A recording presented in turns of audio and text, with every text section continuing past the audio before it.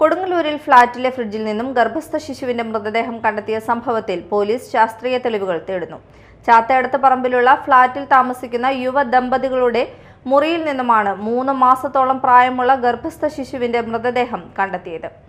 Thrissur medical college ആശുപത്രിയിൽ forensic സർജന്റെ നേതൃത്വത്തിൽ ഇന്ന് നടക്കുന്ന പോസ്റ്റ്മോർട്ടത്തിൽ കൂടുതൽ വിവരങ്ങൾ ലഭ്യമാകുമെന്നാണ് പ്രതീക്ഷ.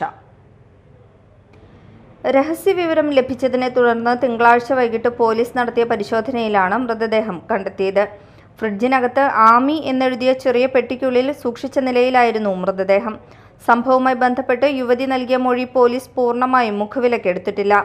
3 മാസം ഗർഭിണിയായിരുന്ന താൻ ഇക്കഴിഞ്ഞ 20-ാം തീയതി മാസം തികയാതെ പ്രസവിക്കുകയായിരുന്നുവെന്നാണ് യുവതി പോലീസിനോട് പറഞ്ഞത്.